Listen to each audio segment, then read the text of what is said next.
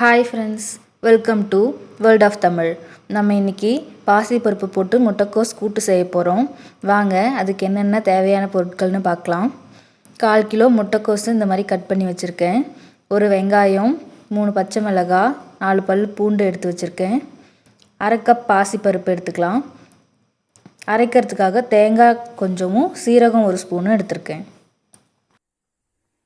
Cooker ஸ்டவ்வில் வச்சு cooker heat ஆனதும் நம்ம எடுத்துருக்க 1/2 கப் பாசிப்பருப்பை போட்டு ஒரு 2-3 மினிட்ஸ் நல்லா வறுத்துக்கலாம். வாசம் வர வரைக்கும் வறுத்தா போதும், ரொம்ப நேரம் வறுக்கணும்னு அவசியம் இல்லை. ஜஸ்ட் ஒரு 2-3 மினிட்ஸ் வறுத்தா போதும்.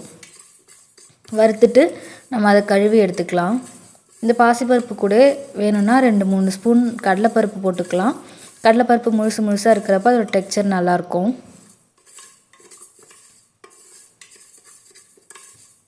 இந்த மாதிரி வறுத்துட்டு 2-3 டைம் நல்லா கழுவி எடுத்துக்கலாம். பாசிப்பருப்பை கழுவி எடுத்ததும் நம்ம கட் பண்ணி வச்சுருக்க முட்டைக்கோஸை பாசிப்பருப்பு கூட சேர்த்துட்டு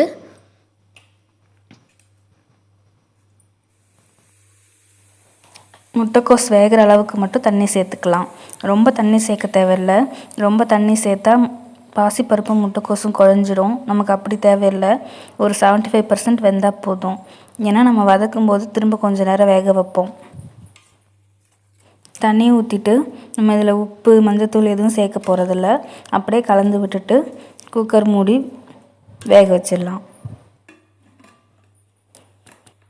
குக்கரில் வச்சு குக்கர் 3 விசில் வந்ததும் எடுத்து தனியாக வச்சுக்கலாம் ப்ரெஷர் போடுறதுக்காக. இப்போது பேன் வச்சு அதில் ஒரு 2 ஸ்பூன் மட்டும் எண்ணெய் ஊற்றிக்கலாம். எண்ணெய் ஊற்றி கடுகு 1/2 ஸ்பூன், சீரகம் நம்ம எடுத்து வச்சுருக்க 1 ஸ்பூன் சீரகத்தில் 1/2 ஸ்பூன் சீரகம் தாளிச்சிக்கலாம்.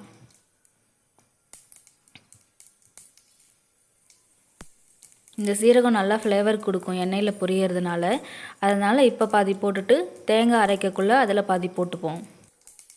சீரகம் நல்லா பொரிஞ்சதும் நம்ம எடுத்துருக்க 4 பல் பூண்டை நசுக்கி சேர்த்துக்கலாம். அப்போ நல்லா ஃப்ளேவர்ஃபுல்லாக இருக்கும். நம்ம எடுத்துருக்க 3 பச்சை மிளகாவில் 2 பச்சை மிளகா மட்டும் இப்போ போட்டுக்கலாம். அப்புறம் ஒரு வெங்காயம் கட் பண்ணி போட்டுக்கலாம். அதை நல்லா கோல்டன் கலர் வர வரைக்கும் ஃப்ரை பண்ணிக்கலாம். குக்கரில் இருந்த பாசிப்பருப்பும் முட்டைக்கோஸும் நல்லா ப்ரெஷர் போனதும் ஓப்பன் பண்ணிக்கலாம். பாருங்கள், நல்லா எப்படி மலர்ந்து வெந்திருக்கு பாசிப்பருப்பும் முட்டைக்கோஸும். இந்த அளவுக்கு வெந்தால் போதும். ரொம்ப குழன்னு ஆகிட்டா அப்புறம் திரும்ப வேக வைக்கக்குள்ளே இன்னும் கெட்டியாகிடும். இந்த மாதிரி இருந்தால் தான் திரும்ப வேக வைக்கக்குள்ளே நல்லா கன்சிஸ்டன்சிக்கு வந்து கெட்டியாக இருக்கும். இதை எடுத்து நம்ம வதக்கி வச்சுருக்க வெங்காயத்து கூட சேர்த்துக்கலாம்.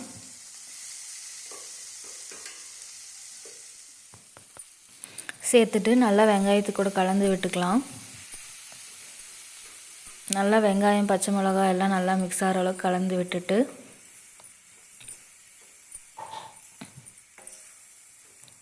இப்போது 1/2 ஸ்பூன் மஞ்சள் தூள் சேர்த்துக்கலாம்.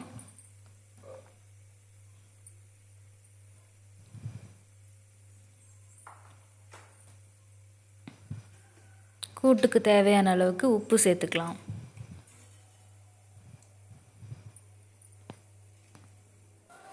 மஞ்சத்தூள், உப்பு போட்டு நல்லா கலந்து விட்டதுக்கப்புறம் நம்ம தேவையான அளவுக்கு தண்ணி சேர்த்துக்கலாம். இந்த கூட்டு சப்பாத்திக்கு தொட்டு சாப்பிட்லாம். இல்லைன்னா சாம்பார் சாதம், வத்த குழம்பு, ரசம் சாதம், தயிர் சாதம் எல்லாத்துக்கும் தொட்டு சாப்பிட்லாம். இல்லைனா இதையே ஒயிட் ரைஸ்க்கு கூட போட்டு பிசைஞ்சு சாப்பிட்லாம். நான் இன்றைக்கி ஒயிட் ரைஸ்க்காக சைட் டிஷ்ஷாக செய்கிறதுனால கொஞ்சம் நிறையா தண்ணி ஊற்றிக்கிறேன். தொட்டுக்கிற மாதிரி இருந்தால் கொஞ்சம் கம்மியாக தண்ணி ஊற்றிக்கலாம். நம்ம இதில் தேங்காய் வேறு அரைச்சி ஊற்றுவோம், திரும்ப கெட்டியாகும். அதுக்கேற்ற மாதிரி தண்ணி தேவையான அளவுக்கு சேர்த்துக்கலாம்.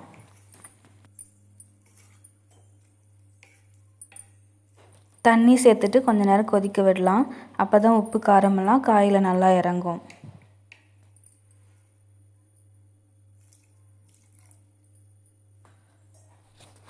இது கொஞ்சம் நேரம் கொதிக்கட்டும். அதுக்குள்ளே நம்ம அரைக்கிறதுக்கு தேவையானதை அரைச்சி எடுத்துகிட்டு வந்துக்கலாம். இப்போது ஒரு மிக்ஸி ஜாரில் கொஞ்சமாக தேங்காய், 1 பச்சை மிளகா, மீதி இருக்கிற 1/2 ஸ்பூன் சீரகம் சேர்த்துக்கலாம். சேர்த்து நல்லா பேஸ்ட்டாக அரைச்சிக்கலாம். ரொம்ப தேங்காய் சேர்த்தா இனிப்பாயிடும், அதனால் கொஞ்சமாகவே சேர்த்துக்கலாம்.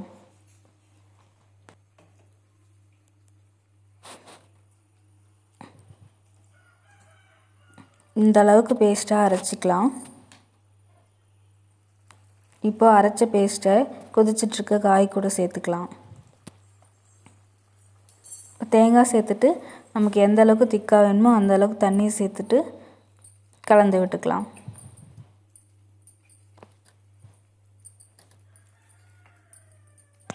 தேங்காய் சேர்த்து ரொம்ப நேரம் கொதிக்க விட வேணாம். ஒரு கொதி வந்தோடனே இறக்கிடலாம். எனக்கு கொஞ்சம் உப்பு பத்தலை, அதனால் இந்த ஸ்டேஜில் கொஞ்சம் உப்பு ஆட் பண்ணிக்கிறேன்.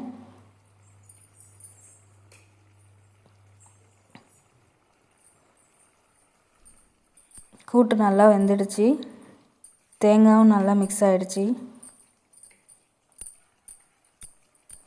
அவ்வளோதான். இப்போ கொஞ்சம் கொத்தமல்லி தழை போட்டு இறக்கிடலாம். கொத்தமல்லி தழை போட்டு நல்லா கலந்து விட்டு இறக்கிட்டா ரொம்ப ரொம்ப டேஸ்டியான முட்டைக்கோஸ் கூட்டு ரெடி.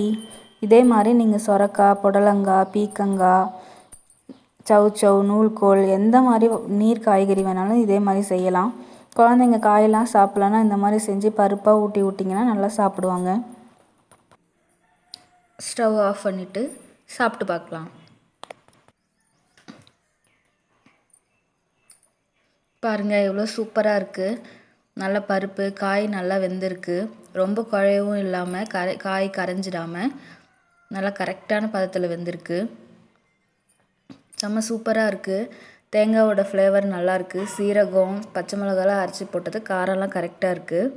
உங்களுக்கு காரம் இன்னும் வேணும்னாலும் பச்சை மிளகாய் ஆட் பண்ணிக்கலாம், இல்லைனா சாம்பார் பொடி கூட ஆட் பண்ணிக்கலாம். நம்ம ரொம்ப சூப்பராக இருக்குது ஃப்ரெண்ட்ஸ். நீங்களும் ட்ரை பண்ணி பாருங்கள். ட்ரை பண்ணிவிட்டு எப்படி இருந்துச்சுன்னு கமெண்ட் பண்ணுங்கள். தேங்க்யூ.